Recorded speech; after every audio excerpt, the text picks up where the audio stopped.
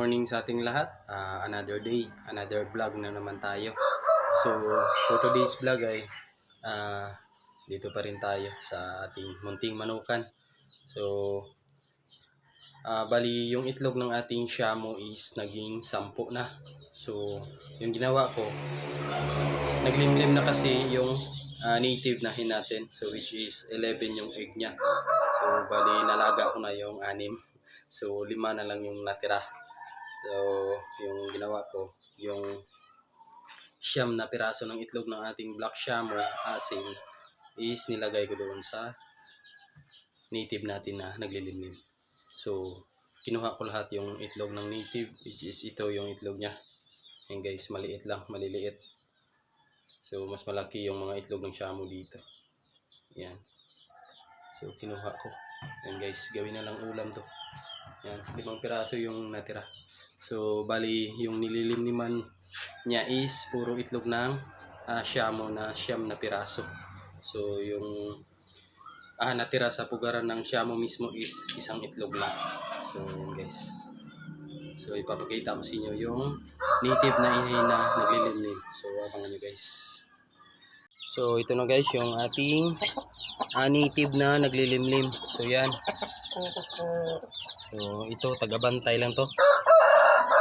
So, bali, hindi to yung nag-breed sa kanya. Bali, tagabantay lang to. Pero, pwede na itong may breed kung may bakanti tayong brood hen. So, yan guys, yung ating native na inahin. Yan. So, yung itlog ng ating Shamu na siyam na piraso. So, yan yung naglimlim. So, bali, nag-start siya kahapon na naglimlim. So, December 20. Yan guys.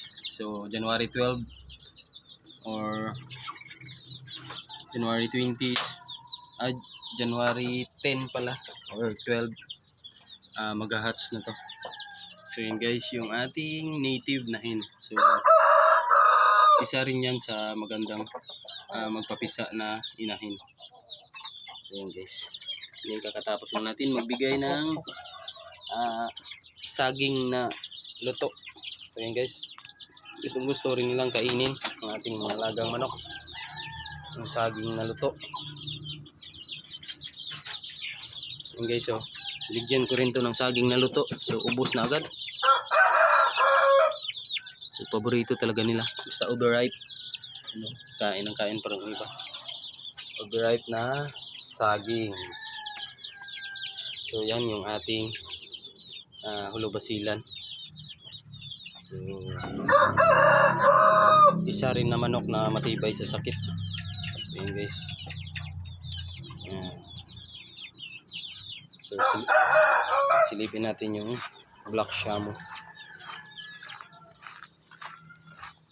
So waiting pa rin tayo na mapisa tong Shamu natin dito, yung mga itlog niya. So 8 piraso yan guys. So sana may mapisa dyan. So ito, yan, naubos na nila yung saging. Balat na lang yung natira. Yan guys, oh. Ayan, overripe na saging yan guys. Gustong gusto rin ng ating mga alagang manok. Siyempre may natural vitamins din yan nadala na kailangan ng mga katawan ng ating mga alagang manok. Yan yung ating black Shamu asil. So isang itlog lang guys yung natira dyan. So kung total lahat is 10 yung itlog niya. So bali yung siyam niyan guys is nasabi ko kanina na pinalimlim natin doon sa native na hen. So yan. So yan guys yung partner niya, oh. So hopefully malaking manok to. Yan guys.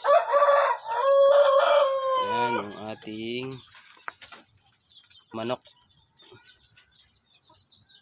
Breeding So yun lang guys for today's vlog. Update lang tayo dito sa ating munting manukan.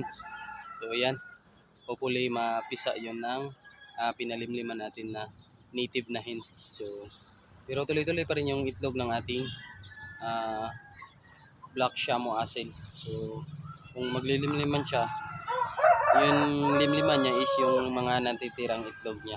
Kasi yung mga native na yon is iulam lang natin yun. Kasi marami naman tayong pasisiw ng mga native dyan na nasa kulungan pa. Which is yung goal natin is maparami yung ating mga oriental breed na mga manok. Para ma-upgrade natin for meat purpose. Kasi malaki yung mga katawan nila. Yan guys. So yun lang. At God bless ating lahat. At keep safe to everyone. Maulan na naman yung ating panahon. So yun lang guys.